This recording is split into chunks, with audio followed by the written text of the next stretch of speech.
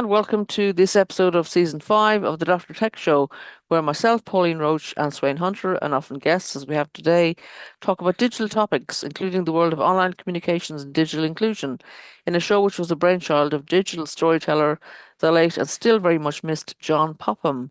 So, welcome to the show, Mikey Weinkove. How has the weather been this week where you are? Well, I'm in East London, in Poplar in East London, and incredibly, the sun is shining down beautifully today, and it's been like that for the last 2 or 3 days. Nice. So yeah, very, very bright, but quite cold and crisp as well. Sure. And Sweyn, what about you? Where are you and how's the weather where you are? I'm in Kirkland Orkney as usual, and the weather is, well, it's less windy than it was, but just dull, overcast, not too cold. Quite hmm nice day. And I am coming today from Guildford in Surrey, my sister's house. And we had lovely blue skies on the train down yesterday, and there's still some blue in the sky. So I'm hoping it'll last. And the sun is definitely shining. But yes, cold, as Mikey said, it's not warm, but it's very bright, so that's really nice. So let's go into dates, and then we'll get on to our special guest, Sweyn. You got the dates today? Okay, doke. Yes. I've picked a couple of religious dates in actual fact. The first one I've picked is my goodness me, what a mess I'm making of this. The first one I've picked today is Ramadan, Mm, which I it's just started on the 28th of February. It's the ninth month of the Islamic calendar, observed by Muslims worldwide as a month of fasting, a month of prayer, and also of reflection and of community. And it's the month in which the Quran is believed to have been revealed to the Islamic prophet Muhammad. The annual observance of Ramadan is regarded as one of the five pillars of Islam and lasts 29 or 30 days, depending on when the moon is sighted. Um, Fasting from dawn to sunset is obligatory for all adult Muslims who are not acutely ill or chronically ill, or and may not. And exemptions also apply to people who are traveling and to the elderly, to various other people. The the pre-dawn meal is referred to as suhoor, and the nightly feast that breaks the fast is called iftar. And so the spiritual rewards of fasting are believed to be multiplied during Ramadan, and that's one of the basic things behind it all. And the date about Ramadan moves earlier in the Julian calendar by about 10 days every year. And the second date I've picked is aligning quite nicely this year in some ways, is Shrove Tuesday, which is Christian uh, festival marking the beginning of Lent. Oops, dear, clicked on something wrong there. And it's the final day of Shrovetide, which marks the end of the pre-Lenten season. In other words, the beginning of Lent, I guess. And Shrove Tuesday is observed by many Christians, including Anglicans, Lutherans, Methodists, Western Rite Orthodox Christians, and Roman Catholics, who make a special point of self-examination, of considering what wrongs they need to repent and what amendments of life or areas of spiritual growth they especially need to ask God's help dealing with. So those are two, I think, um, quite, I'm not going to say similar. They chime together quite well, and they happen to be happening in a very roughly the same week mm, this year. very good. And I've already made my pancake mix because I won't be Oh, here well done. tomorrow with my nephews, so I'm making pancakes for them tonight, which hopefully will go down really well. I love pancakes myself, so I got the recipe from my mother yesterday, so all good, all good. Okay, a couple of events. The first one is on the 11th of March, from 10 to 1:30, a session called Digital Confidence Training for Volunteers in Horsham, West Sussex, organised by the Digital Safety and Fraud Prevention Team at West Sussex County Council. And the blurb says this training will help you develop online skills that can benefit your personal and professional life, build online confidence to protect yourself from fraud and scams in the digital world, and connect with a network of other volunteers. So it's training for volunteers, not for individuals, which is very good to see. It says this training is perfect for volunteers who want to enhance their digital literacy while also making a positive impact on others. And I really liked the fact that they're talking about confidence because I talk about it a lot in my work. Um, Building confidence of people to be able to use the internet more, help more people is a key thing. And on the 14th of March, also a session with confidence in the title, and this is one I'm actually delivering at the Birmingham LGBT Centre, a session called Making More of the Internet, Support to Increase Your Digital Confidence, and it's part of a series of wellbeing workshops for LGBTQ plus people aged 50 plus.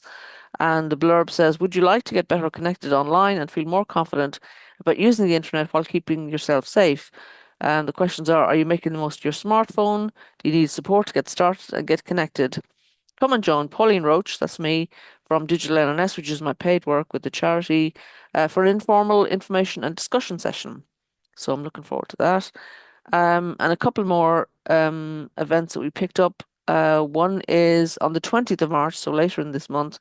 It's a non-conference on engaging people on data and AI, giving people in communities a powerful say on public sector technologies, organised by Connected by Data. Is non-conference, particularly for people inside the public sector who are interested in ensuring that public, community and worker voices are heard in decisions about data, digital and AI. And the blurb says, come along if you're already working to engage the public through participatory processes or would like to do so in the future. If you're working directly with people and communities who are concerned about public sector uses of data, digital and AI and want to make their voices heard. And also come along if you're engaging with members of the public on topics other than data and digital and AI and want to bring those topics into your conversations. And this is, as I say, organised by Connect by Data, partnering with DXW and projects by IF and Ada Lovelace Institute in the delivery of the event. And the final event that we've picked up is at the very end of the month on the 27th of March, 5 to 7 p.m. And it's called 3 Minutes to Digital Detox.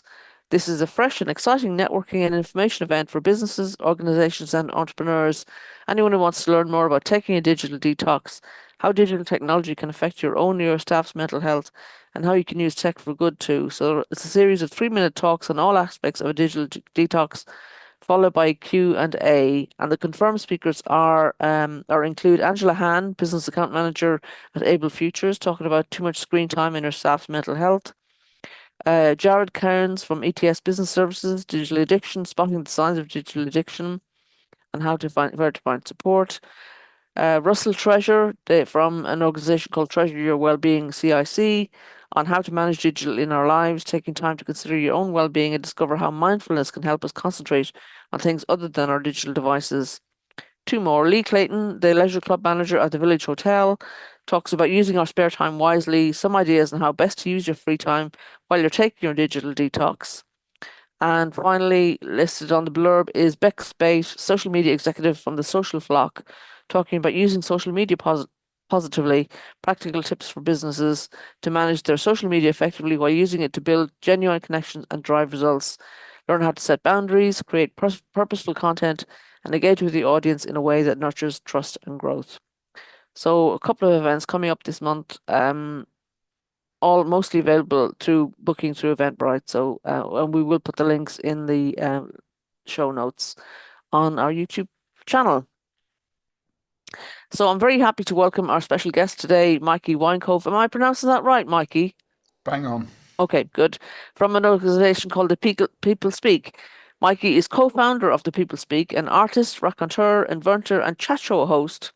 He's the originator of Talkioki, a pop-up talk show, and has toured the world hosting it in a huge variety of contexts. Mikey has developed a number of different formats for non-directive discussion and exchange that are central to the People Speak's ethos. The People Speak is a group of international artists, cultural producers, science communicators, and activists based in East London. They have over 25 years' experience in helping people to understand each other and collectively process the complexity of the world. They create fun, interactive, participatory formats and interventions in the UK and abroad, where they articulate collective imagination, inform public decision-making, and deepen connections between diverse groups of people, pushing the boundaries of what a conversation/collaboration can be. Mikey, we're delighted to have you on the show. Thanks for joining us. Thanks for having us. So how are things with you, and what's been happening with the People Speak lately? Well, this time of year normally is quite a quiet time because we're mostly busy in the summer. We go to a lot of festivals, events, community events, just more happens in the spring, summer. But this time I'm actually super busy because I'm building some new talkie tables. We work a lot with East London Council called the London Borough of Newham, and they've just asked for another talkie table. They've already got one, but they want another one because they use them in all of their youth clubs just to find out I what think we young should. people I have think we got should to ask say. you what talkie is. Yeah. Okay, so yeah, that's a very good question. Talkie is a pop-up talk show. It's a round table. I think probably the best thing to do is, I don't know if I've got the sharing privileges, but I could You do? share a picture. That might be the best thing to do. It's a round table. It kind of glows. It looks like a talk show table. It's got the legs of speakers. You pass the microphone around to the people sitting around the outside. It's me or someone else going in the middle, and the person in the middle is on a swivel chair, passing that mic around, getting people just to have a conversation.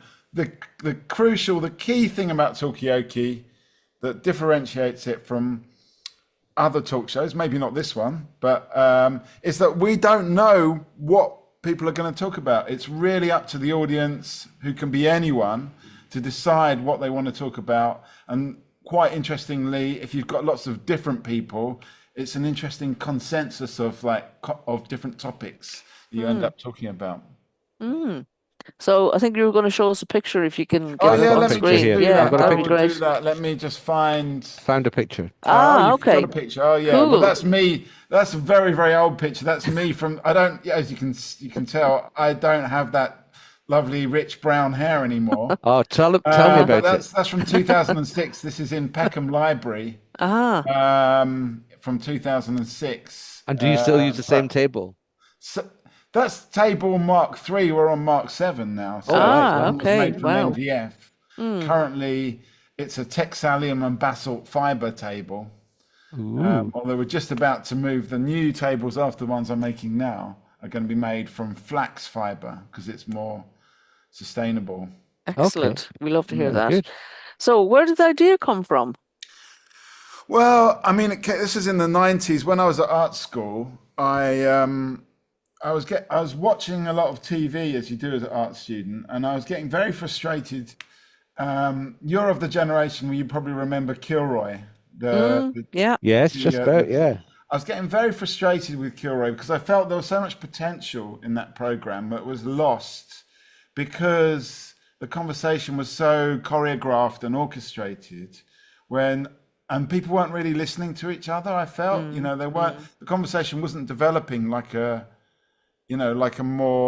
pub conversation where people actually hopefully listen to each other and actually develop their thoughts and ideas. It was more like, I think this, but no, I think this. And, I just thought, well, this could be done a lot better. And I thought the main thing at the time was this thing where if you didn't decide what the conversation was about and people didn't have a chance to kind of decide that they're against these people and I'm on your side, I'm not on your side, but we're all together, and we're all just trying to construct a conversation together. So it was just that kind of insight. It was only supposed to be a one-off. I'd done lots of experiments with kind of like non-directed talk shows before, but in a larger context. But then somebody asked me to do it in this live art show or live art nightclub in Brick Lane. So I came up with a sort of smaller, more compact version around a table. And I did it and it just caught fire. And that was 28 years ago now.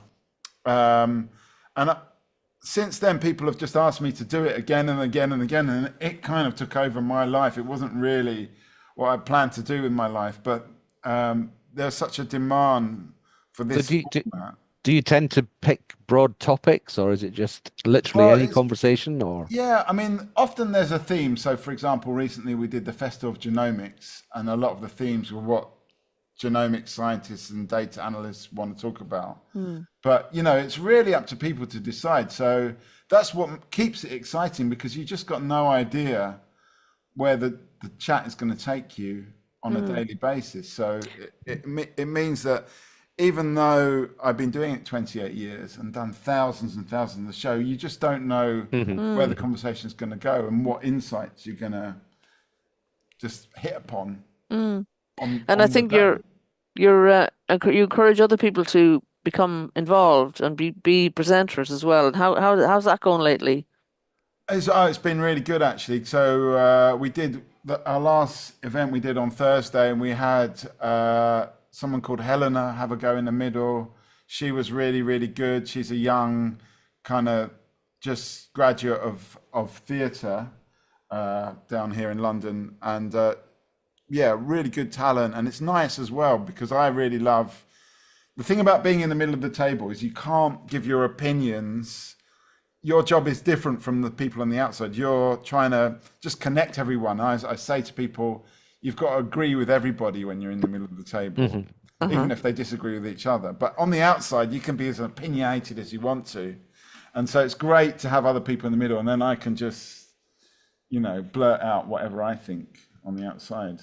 Has it ever got too heated? Have you ever had to Yeah, I step mean, in especially in and the early yeah? days when I didn't really know what I was doing, uh,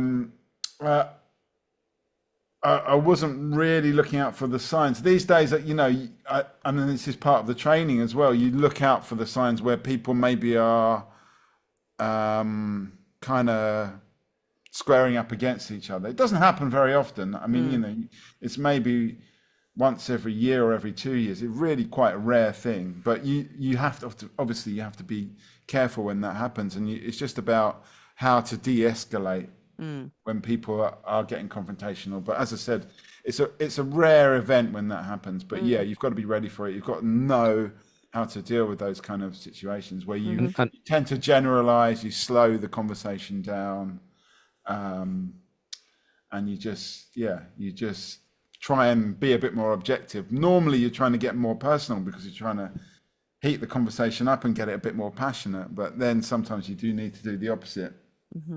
does it, I don't know whether this is a sensible question, but there must be a difference when the people around the table already have some relationship or know each other as opposed to when they really are all just meeting for the first time around the table. Is that a factor?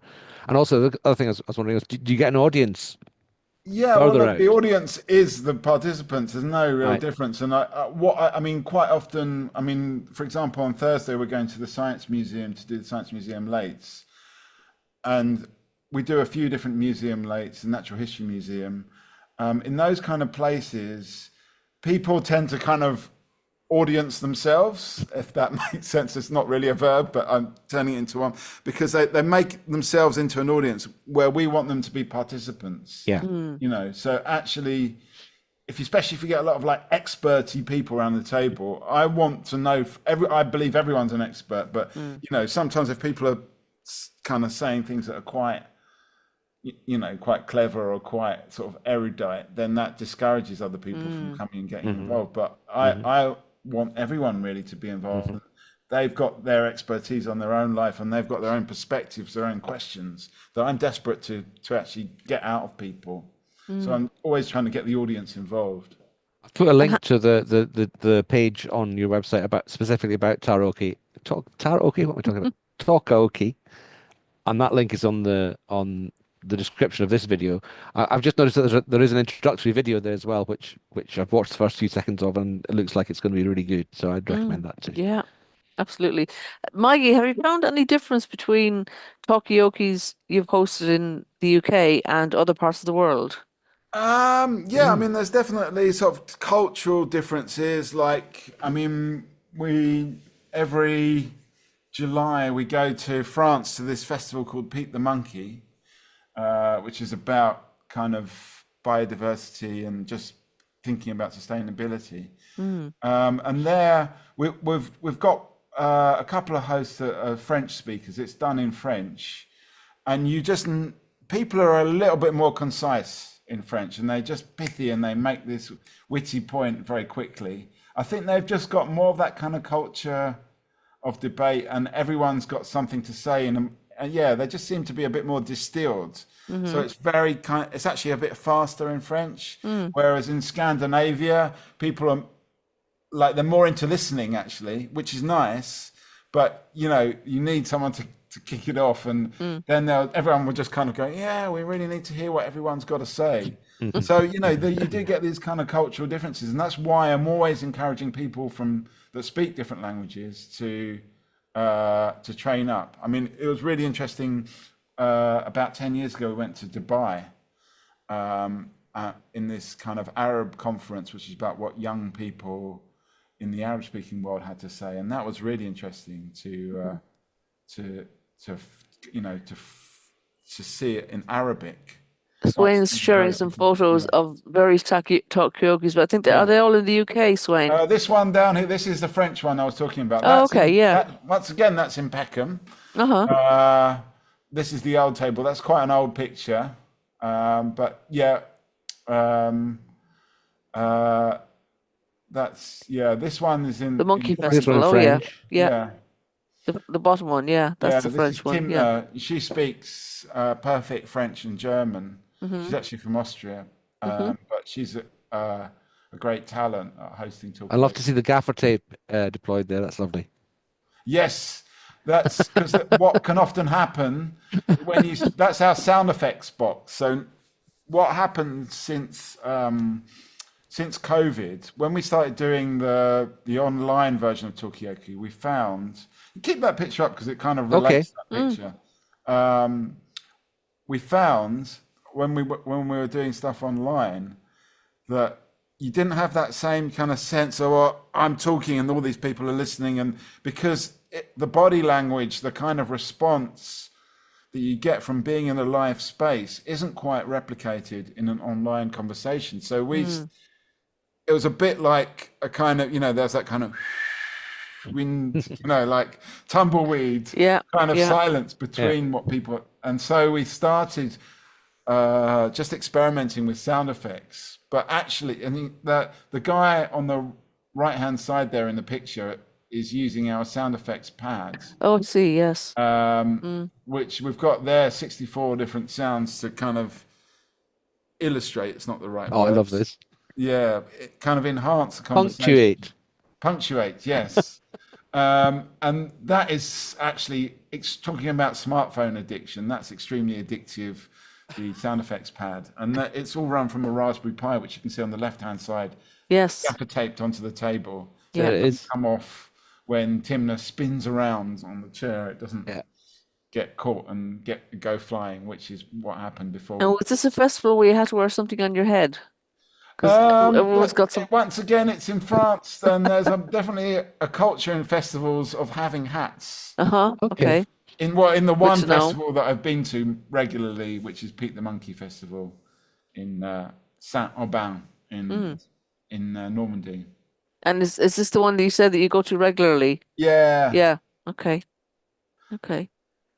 So does Timna live in France or live in the No, UK or? she lives. I mean, that's the great thing about London is you just got so many people from different parts of the world. So it's a great chance actually to kind of train up people in different languages. Have you kept going with the online version, or was that purely a COVID time We thing? did for a little while, and occasionally, like recently, we did something for the Goethe Institute, but in South Africa, where we did a Pan-African. It was quite interesting that we were based in London, but we were hosting a conversation for people around Africa, and that's quite nice. So we do occasionally do it, but I think that it's just more fun to do it in a Yeah. live space, So Yeah.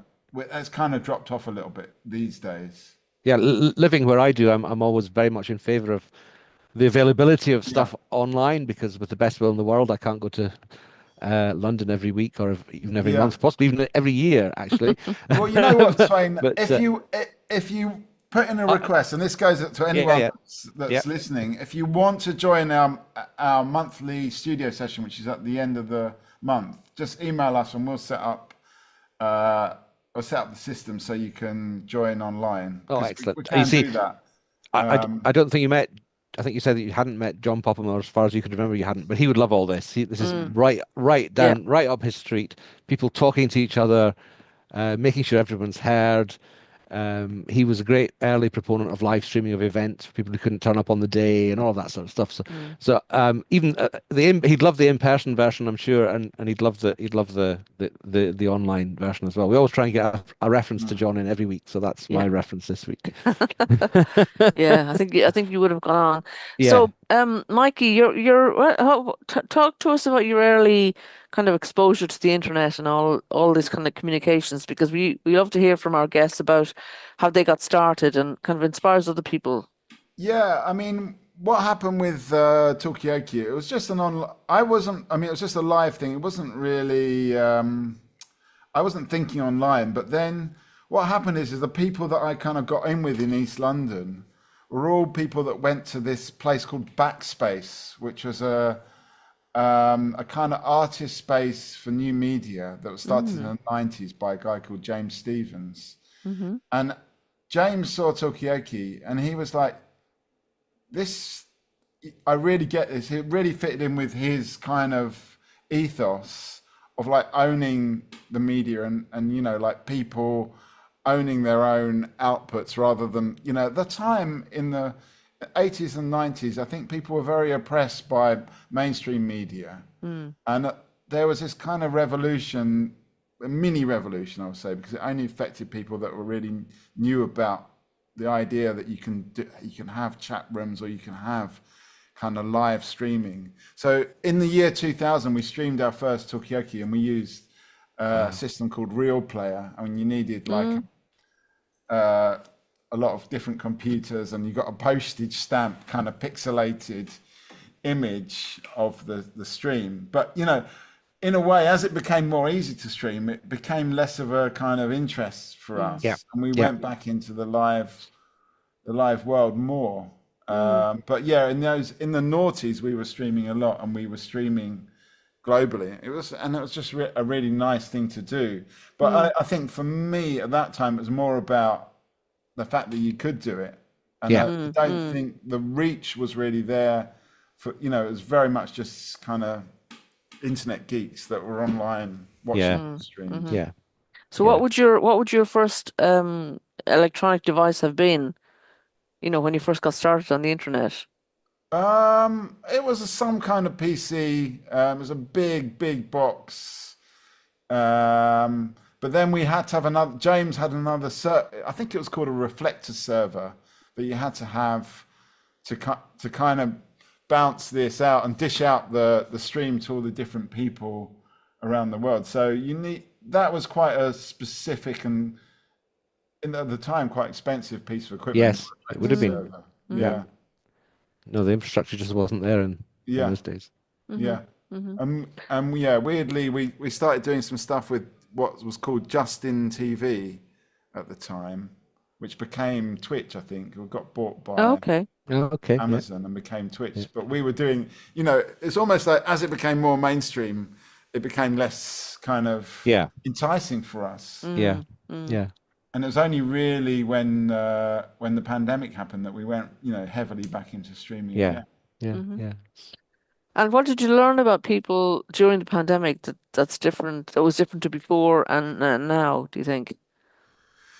Um, what did I learn? I mean, I guess I think that we realize actually that people do need to connect, and it's just that it's kind of a part of human nature to want to connect with people. But also, we met so many people from around the world, Hmm.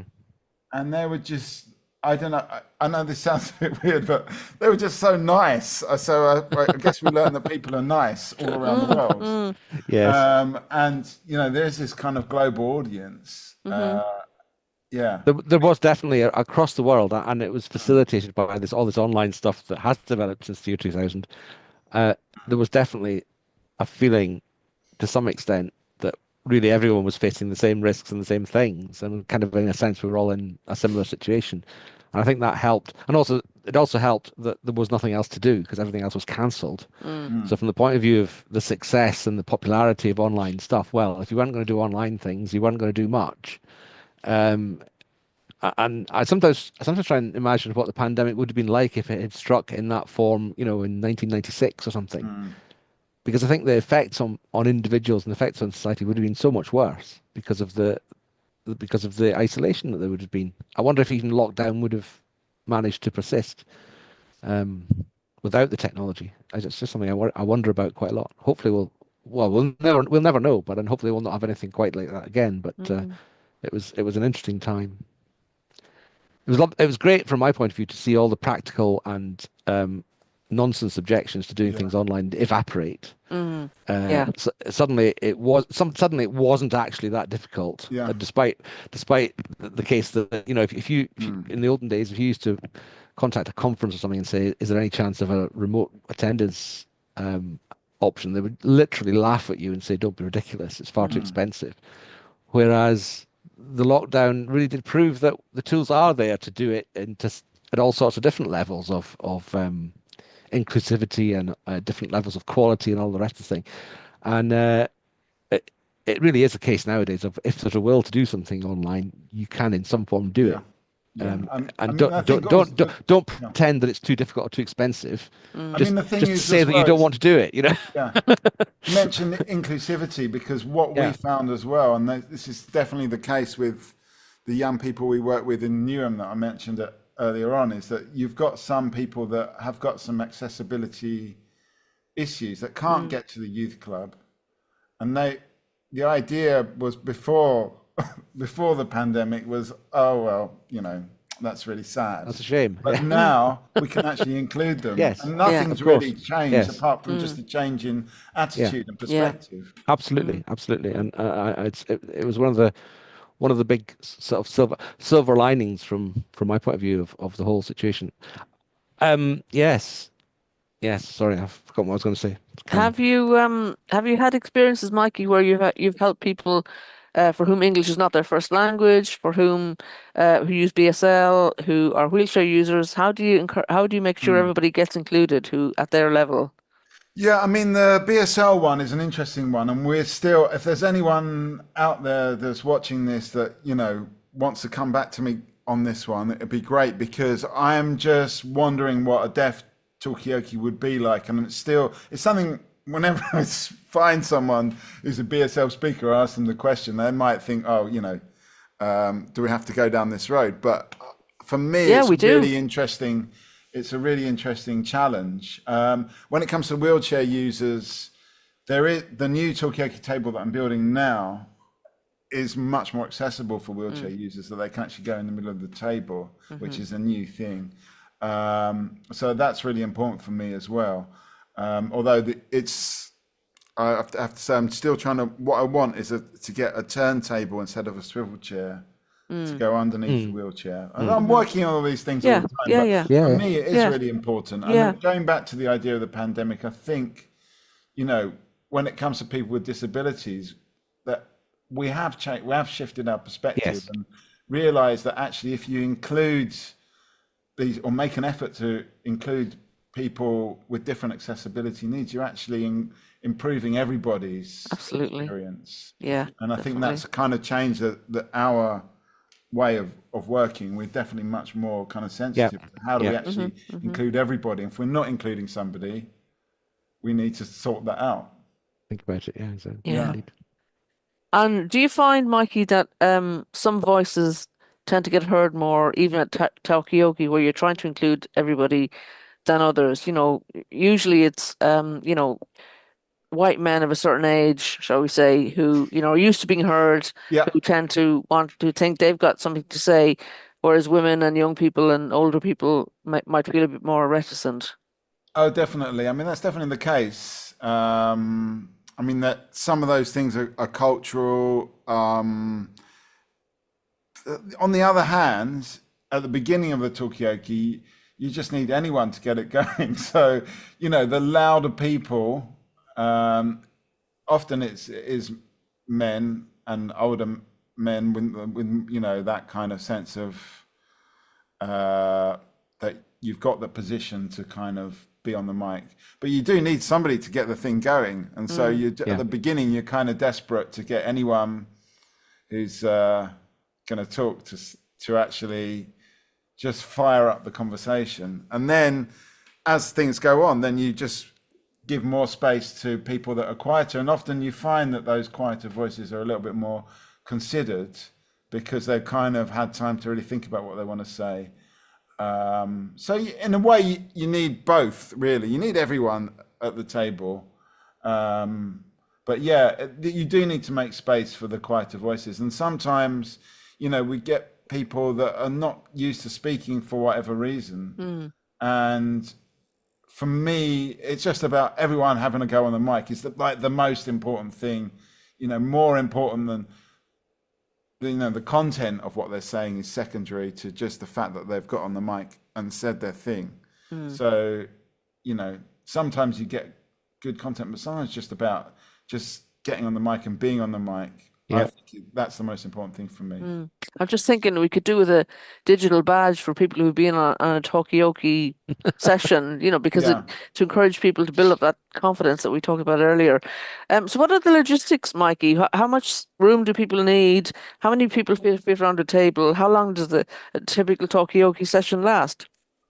Well, to be honest, the longer you go on, the more interesting it becomes, and people can come and go. So at the festival that I showed you, any festival, we're probably doing it for about 6 hours with a Right. lunch break or something like that. More typically, like our studio sessions are normally about 3 hours. That's a good time, I think.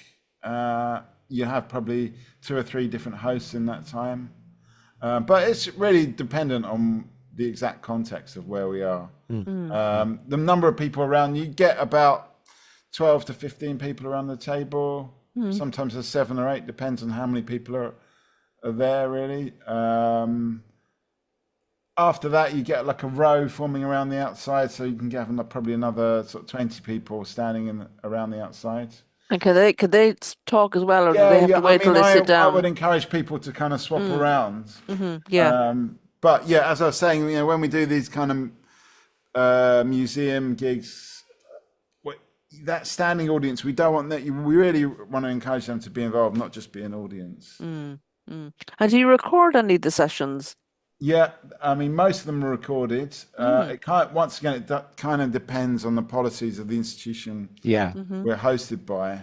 What we can, so the Natural History Museum, those ones are online, but we don't generally put the Science Museum ones online. But all of the other sessions, we've got thousands. I mean, if you go to our YouTube channel, you can also see the kind of way that the conversation has changed from, let's say, something we've done in 2006 to now. The conversation's changed quite a bit since then. What people are talking, like, I just did this talkie session on Thursday, and I was telling an old sort of fan of talkie that's been coming from the beginning, really, and he was lamenting the days because back in the day it used to be much more about the gags and being funny, whereas these days people are much more kind of emotionally open, I think, and talking about how they feel.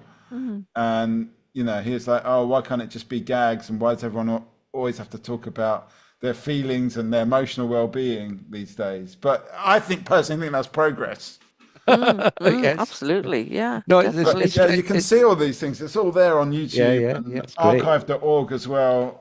For probably 2006 to 2010, the talkies are there on archive.org. It's fantastic. It seems to me that there's quite a lot of crossover between a talkie session and an unconference conversation. Yeah. It's just that there's technology there to facilitate in a unique kind of way. But the principles of, everybody needing to be heard, people only being expected to hang on and take part for as long as it's interesting to them, and then they can move on and do something else. All of those things. I can imagine an unconference where you've got a talkie table in each room. Yeah. Definitely. Well, I mean, we've done a few unconferences. I think I'm reacting to it in the same positive way. When I did quickly look it up before we started, but very quickly I didn't really understand it. I'm reacting to it in the same sort of positive way as I do to the idea of on conferences. Let's just put it that way. It's the same feel to it somehow. Yeah, definitely. I mean, I think one of my beliefs is that I think you need an open space in order to create new ideas. One of the things that happens in all kinds of conferences, programs, festivals, is that every single minute and second is programmed. So there's no empty space. There's no open space for people to come up with new ideas. And I think that's one thing the Young Conference does, is it's like, Yeah. right, this is open. So what new ideas are we going to come up with? What is this unique kind of mix of the people there on that day? What are they going to produce on that day? Rather than saying, this is what everybody's going to think on this Yeah. day. At 10:35, we're going to be talking about this subject, and then 10:40, we're talking about this subject. You've got no space to come up with new stuff. Right. So what are some upcoming talkioki sessions that people might are they on the website? So how do people They're find on the out what's website. I coming? mean, Yeah. as I said, we've got the one in the Science Museum. We do a monthly session down here in Poplar, last Thursday of the month. I can't remember what we've got on apart from that. Yeah, but have a look at the website. I will say as well, if anyone's out there watching that wants to join, email us. The email is on the website. If you want to join online, but we can set that up for you. We always like to chat to new people. So, yeah. I'm just seeing your list of projects on the website, which I'm sharing now, and you do a lot more than talkioki. Is there Right, yeah. anything, any other things you'd like to Well, draw I our mean, attention to specifically? Who Wants to Be is like a direct democracy game show where everyone pays a tenner, and then they've got to decide how to spend the collected £1,000, £2,000 Oh, wow. Nice. in that evening. And we've developed some voting technology, so you can see people holding up all the different cards. Yes. So normally the voting technology does everything in threes. So if you're coming to that show as well, don't wear either bright yellow, bright pink, or bright green. Because your vote might get missed. Yeah. Oh yeah. Yeah. But anyway, that's a really good show, and it just, what it does is it coalesces people's power, and they realize, oh yeah, we can do anything we want in this time. We just have to imagine it, and that's really, really nice feelings. And there's a few really interesting ideas that people have come up with that. And I'll just quickly go to, because there's quite a few different kind of formats that we do. The one night grandstand is that's just down there to go down and left. Yeah, I've got it. That's like a thing that kids really enjoy, but adult kids as well love this one. And what we do, this is a bit of a simpler kind of thing where we just we've got this same kind of sound effects pad, but with sports sounds on it, and we just kind of create a stadium-like atmosphere in a local sports pitch, and then we commentate on whoever's playing whatever sport with the sound effects, and that people just feel like they're, Lionel Messi or someone like that. They love it. I mean, this is just sending shivers up my spine, Mikey, because one of the brilliant things that John Popham did years and years and years ago, before it should have been popular, was, as far as anyone knows, he was the first person to live stream a village cricket match. Right. And if you look up because it was heavily Twitter based in those days, the conversations, he came up with this brilliant hashtag called Twicket. And if you look that up, you can still see some of the videos online at the village of, what's the village called? Not Bray, a village in Lancashire anyway, which now has one of the best sort of community built ultra broadband projects.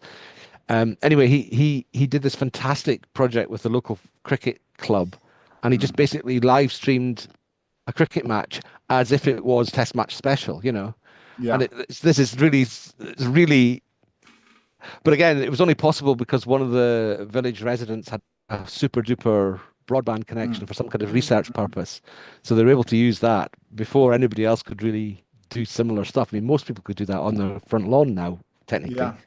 Most people could, but they don't do it enough, I don't think. No, I think that's right. Yeah. The great promise of interaction and, as you say, owning your own content and broadcasting rather than receiving. We don't put enough emphasis on that somehow, I think.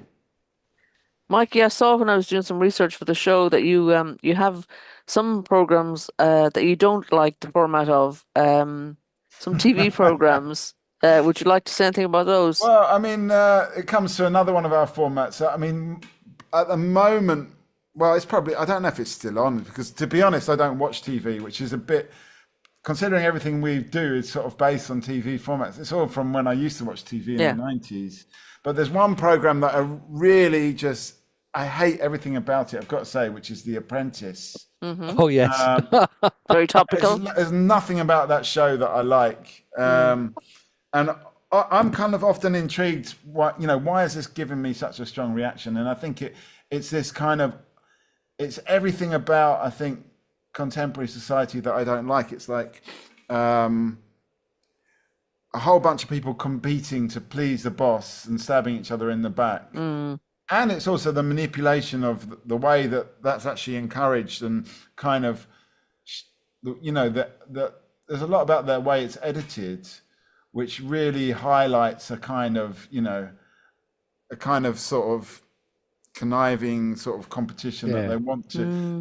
It's almost like a view of humanity, which I think is extremely toxic. So instead of just complaining about it, we came up with our own format, which we're still working on, which is called the Digital Apprentice, or sorry, the Inverse Apprentice. Yeah.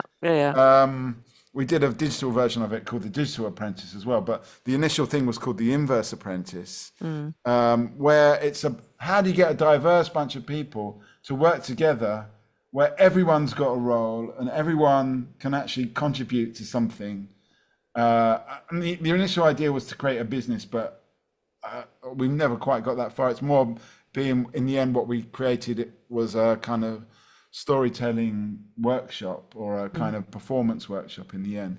But that's the kind of goal, is how do you get a diverse that sounds group great. of people That sounds great. to work together, where everyone's got a role to play and everyone feels like they're contributing, and the only person that gets fired is the boss. Yeah, I think It could be that something. would, It could be something along the lines of, something that at the moment you have to buy from somewhere very specific.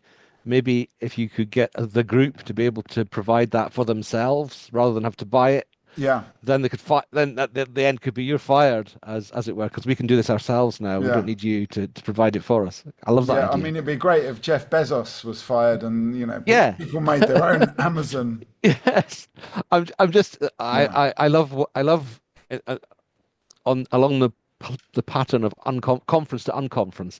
I love when people add "un" to the beginning of words, and I've just noticed your unlecture, which I think is brilliant.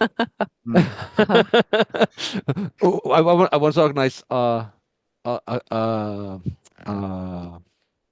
unconference where we had an unconference dinner because Yeah.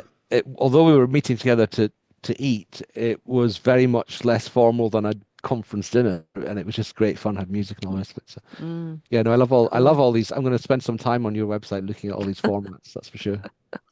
Yeah, we don't get to do. I mean, because the Talkie is so much more known. One of the. I'd love to do more of the other stuff, but the Talkie, everyone just goes Yeah. immediately to Talkie Yeah. and then they don't, really investigate some of the other things that we do. It reminds me of something I learned about years ago called something like the theatre of the oppressed.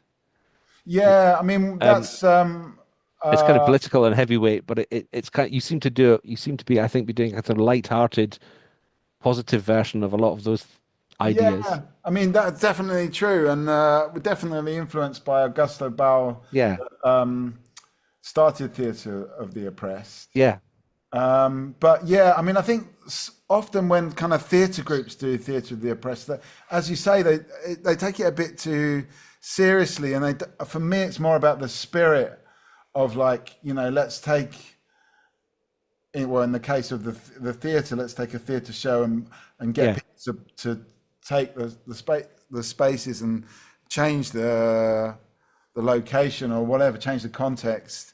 We like to do it in a more fun way because I think Yeah. it's a fun idea. yeah, absolutely. And I think people, in a way, get a bit put off from even the name Theatre of the Oppressed. I think even if people are oppressed, and I think people are oppressed by the powers that be, but let's think of something a bit more positive to Yeah. call it as well. I'm trying to think Yeah. of the word that guy Augusto Boal used for the people who take part. Spectator. He Spectacular. Mm.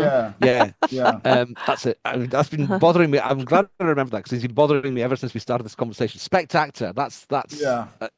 taking elements of being a spectator, but Mm.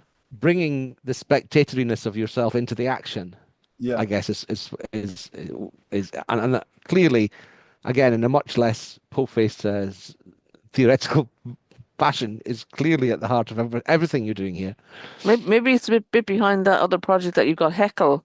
I was just looking on their website. I was looking Yeah. on Wikipedia actually to see if there was a Talkie entry, and there isn't, but I think there should be. There certainly should Yeah. be. Yeah. But Heckle looks Yeah. interesting as well. Is that still in development? Yeah, I mean, the Heckle, I mean, there's a bit of a sad story on Heckle because it was working really well in the noughties, Mm. and it was a great idea. And we actually used it beginning for Who Wants to Be, this game show, Mm-hmm. because it was just a really good way of illustrating the kind of conversational flow.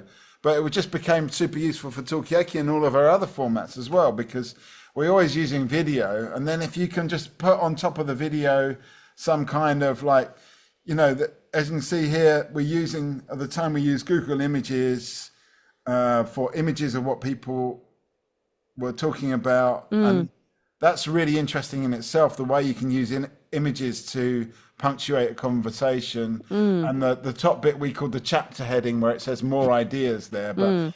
And then you can also incorporate tweets and little speech bubbles of what people are saying. Mm-hmm. But the great thing about that is, that also creates a record, a kind of roadmap of our Yeah. conversation where we've been. So it's really super useful. But what happens is we're just like a small artist collective, and we designed this system. It worked really well.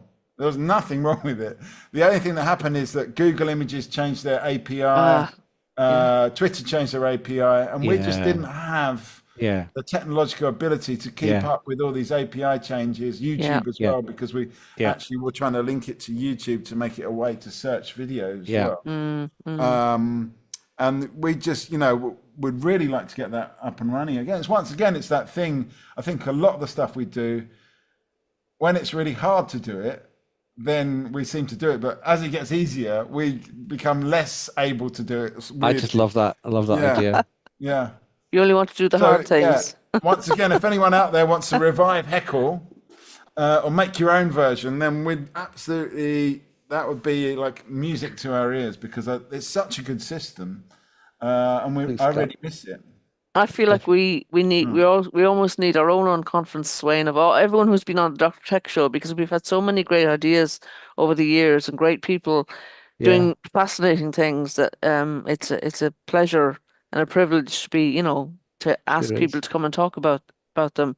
Let me quickly go into the story on the digital inclusion action plan, just so we make sure we have Yep. covered that, and then we can finish off with Mikey. Um, if you don't- if you're in the world of digital inclusion and you haven't heard about this, you've obviously been living in a hole. The government has finally produced, or I'm delighted to say, the government has produced a digital inclusion action plan.